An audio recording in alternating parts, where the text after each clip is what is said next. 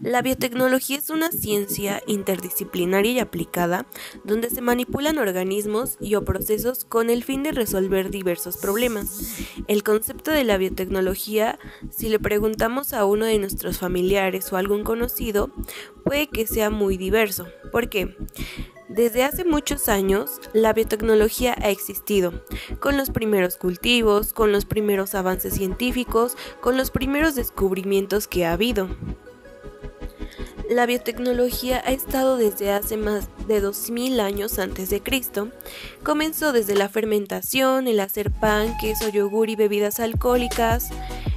Después fue avanzando con el tiempo a la crianza selectiva y así ha existido muchas aplicaciones para la biotecnología, como las farmacéuticas, de detección, huellas digitales de ADN, regulación de aprobación, biotecnología agrícola, desarrollo de fármacos, bioinformática, medioambientales y acuáticas, así como la ingeniería genética. De este modo, por la gran diversidad que tiene la biotecnología, existen tipos de biotecnología. Está la biotecnología microbiana, agrícola, animal, forense, bioremediación, acuática, médica. La biotecnología se caracteriza por distintos colores, cada uno con diferentes enfoques. Por ejemplo, la biotecnología de color rojo es la rama sanitaria y responsable de elaboración de más de 250 vacunas y medicamentos como antibióticos, de terapias regenerativas y de la fabricación de órganos artificiales. La biotecnología verde la utilizan más de 13 millones de agricultores en el mundo para combatir las plantas y nutrir los cultivos y fortalecerlos frente a los microorganismos y los eventos climatológicos extremos, como las sequías y las heladas. La biotecnología blanca es la rama industrial. Trabaja en la mejora de los procesos de fabricación, el desarrollo de biocombustibles y otras tecnologías para obtener una industria más eficiente y sostenible. La biotecnología amarilla, esta modalidad está enfocada en la producción de alimentos y, por ejemplo, investiga para reducir los niveles de grasas saturadas en los aceites de cocina. La biotecnología azul explota los recursos marinos para obtener productos de acuicultura, cosméticos o sanitarios. La biotecnología gris tiene como finalidad la conservación y la recuperación de los ecosistemas naturales contaminados a través de, como se ha comentado anteriormente, los procesos de bioremediación. La biotecnología dorada, también conocida como bioinformática, se encarga de obtener, almacenar, analizar y separar la información biológica, sobre todo la relativa a las secuencias de ADN y aminoácidos. La bioética es el estudio sistemático de la conducta humana en los campos de las ciencias biológicas y de la atención de la salud.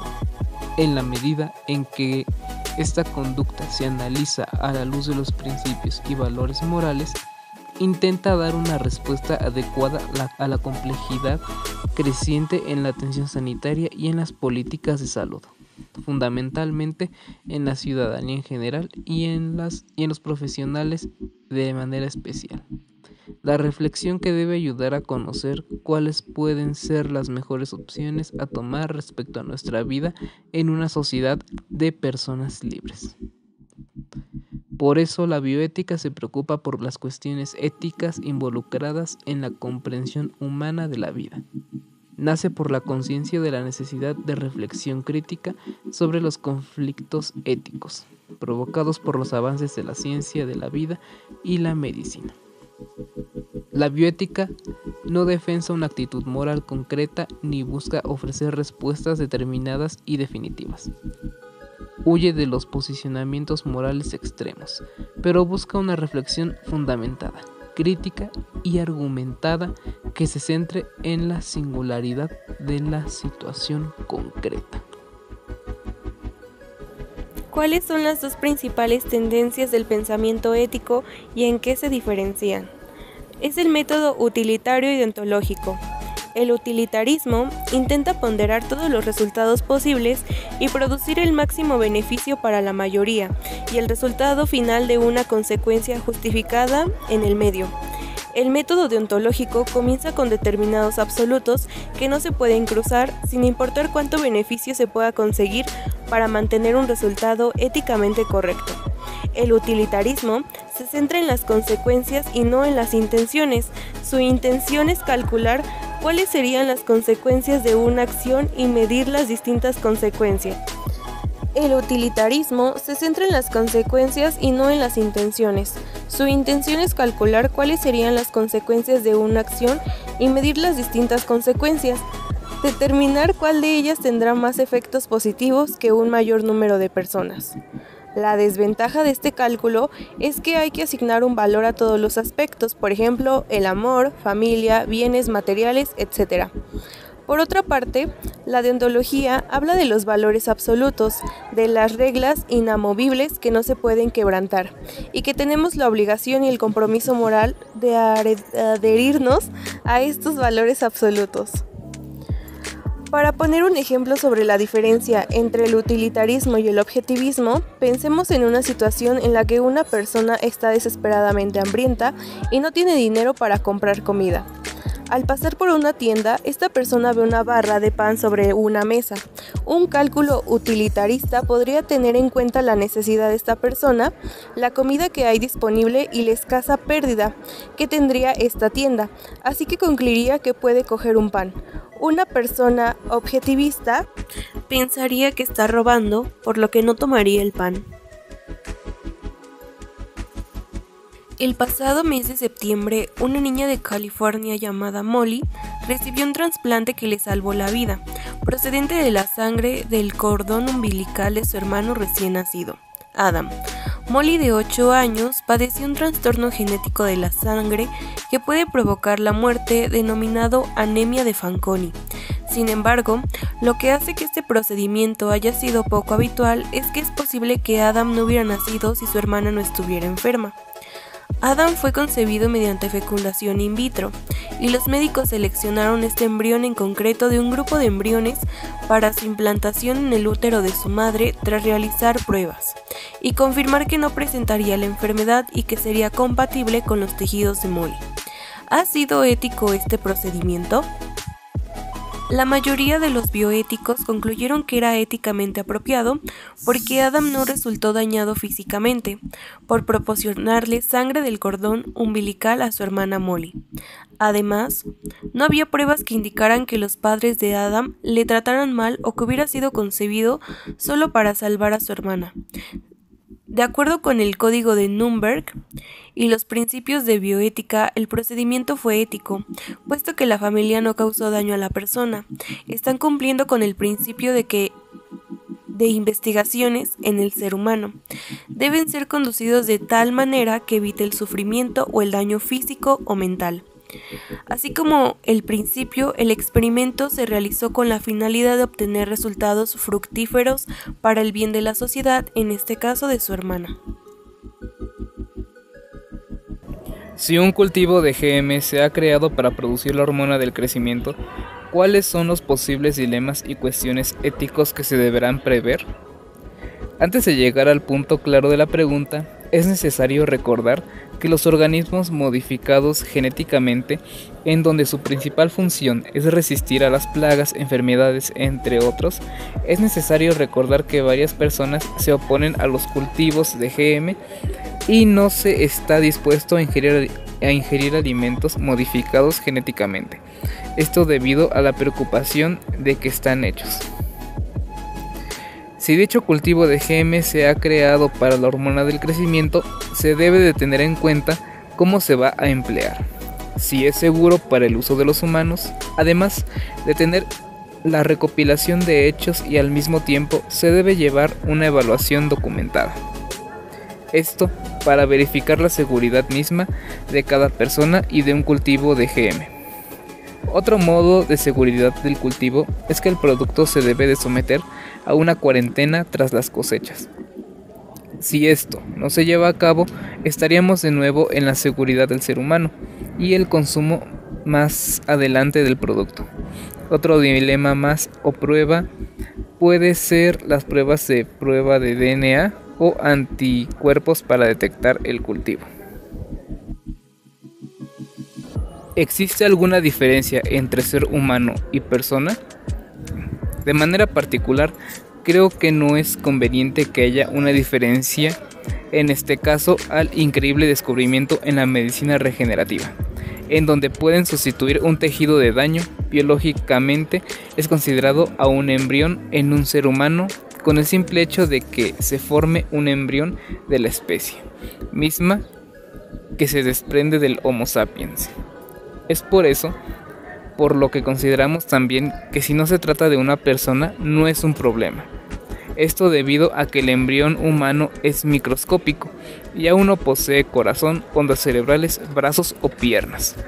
Se piensa que el embrión tiene el mismo valor moral que cualquier otro miembro de la especie humana. Sin embargo, se considera que ser humano y persona no es lo mismo. El ser humano se caracteriza por poseer capacidades intelectuales extraordinarias. Entre estas están el uso de estructuras lingüísticas complejas, la lógica, las matemáticas, ciencia y tecnología, todo tipo de expresiones artísticas, etc. Una persona es un individuo de la especie humana. Este concepto se define como ser dotado de razón, consciente de sí mismo y poseedor de una identidad propia. Dentro de este concepto se engloban los aspectos culturales, las tradiciones, costumbres, psicología y demás aspectos que definen a cada persona como individuo dentro de una sociedad. Resulta evidente, por lo tanto, que el concepto de persona es más bien filosófico. 7. Supongamos que la terapia genética pudiera emplearse para reducir el colesterol y los niveles de grasas saturadas en la sangre, y de este modo las personas pudieran consumir alimentos fritos ricos en grasa, con un riesgo muy bajo de sufrir cardiopatías. Sin embargo, para algunas personas, esta terapia genética podría resultar ineficaz y provocar fallecimiento prematuro debido a cardiopatías. ¿Debería aprobarse esta terapia genética para uso en humano? Responde la pregunta describiendo cómo un bioético que aplica la teoría utilitarista analizaría esta situación y compara este punto de vista con la teoría deontológica. Ok. Si bien es cierto, la biotecnología ha impactado mucho hoy en día y que ha venido para beneficiar de gran manera a nuestra sociedad, respondiendo a la pregunta anterior, no todos tenemos el mismo organismo, por ende actuará de diferente manera en cada cuerpo. Es por eso que la bioética, como parte importante de este proceso, ha venido a formar parte de la toma de decisiones, en donde puede afectar al futuro de la ciencia, de la humanidad y del mundo en donde vivimos. Por otro lado, tenemos a la terapia genética, en donde va a ser la detectora de las células en el cuerpo que están dañadas o presentan una alteración. De modo que en esta parte se le conoce como un vector, debido a que la hora que se ingrese al organismo comienza a corregir lo dañado. De manera particular no es viable, en donde se considera que es como los medicamentos, ya que aunque sea para dicha patología, no todos hacen el mismo efecto. Es por eso que antes de que cualquier medicamento salga al mercado, se realiza una serie de ensayos clínicos. Primero es aprobado en los seres humanos, que es conocido como la fase preclínica, y luego ya es aprobado en los seres mismos. Sin embargo, al implementar el utilitarismo dentro de la terapia genética nos arrojaría algunas consecuencias en caso a las reacciones del cuerpo, recordando que no en todos es viable. Misma nos ayudará a analizar el devenir de las diferentes acciones para determinar cuál de ellas tendrá más efectos positivos en las personas. Y ahora, la deontológica va a determinar el acto ético de la situación. En este caso se puede decir que el uso o nivel de grasas saturadas en la sangre en su uso excesivo puede causar grandes enfermedades, pero poniendo en práctica el utilitarismo me dice que lo realice para ver las consecuencias que puede causar en mi cuerpo. Sin embargo, la deontológica, por uso razonable, me dice que le puede causar daño a mi cuerpo, y es donde implemento el lenguaje común de si me hace daño, ¿por qué lo consumiría? Esto debido a que sabemos cómo la terapia genética funcione o simplemente dentro de mi cuerpo. Entonces, resulta correcto desde un punto de vista ético asumir el riesgo de un número de un poco más pequeño de personas puedan morir de forma prematura a causa de esta terapia genética. Pregunta 8. Cuando las empresas farmacéuticas descubren que un fármaco nuevo no actúa en el sujeto diana como se esperaba, ¿tiene la obligación legal de informar a otras empresas farmacéuticas? Desde la perspectiva ética, se argumenta que para el beneficio general de mejorar la salud, las compañías farmacéuticas deben compartir la información para ayudar a facilitar el desarrollo de fármacos que curan, misma que se podría argumentar que para el beneficio general de la mejora de la salud, las compañías farmacéuticas podrían ayudar a facilitar el desarrollo de los fármacos que curan. No obstante, no existe un imperativo legal que los obligue a las compañías a hacerlo. Mismo es por lo que se mencionaba antes que todos los medicamentos pasan por ensayos clínicos antes de salir al mercado, y dentro de los códigos de ética profesional en biotecnología, la manipulación de la información como objeto de información científica constituye una violación grave dentro de la deontológica, esto por la farmacopea.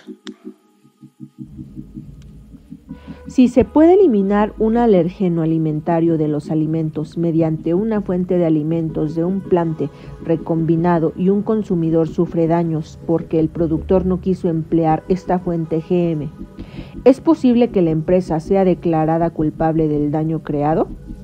Sí, porque no se cumple con la norma oficial mexicana NOM 164 Semarnat SAGA-RPA 2013, que establece que la Ley de Biodiversidad de Organismos Genéticamente Modificados, enunciado en su artículo 1, es regular las actividades de utilización confinada, liberación experimental, liberación en programa piloto, liberación comercial, comercialización, importación y exportación de organismos genéticamente modificados, con el fin de prevenir, evitar o reducir los posibles riesgos que estas actividades pudieran ocasionar a la salud humana, o al medio ambiente y a la diversidad biológica, o a la sanidad animal, vegetal y acuícola.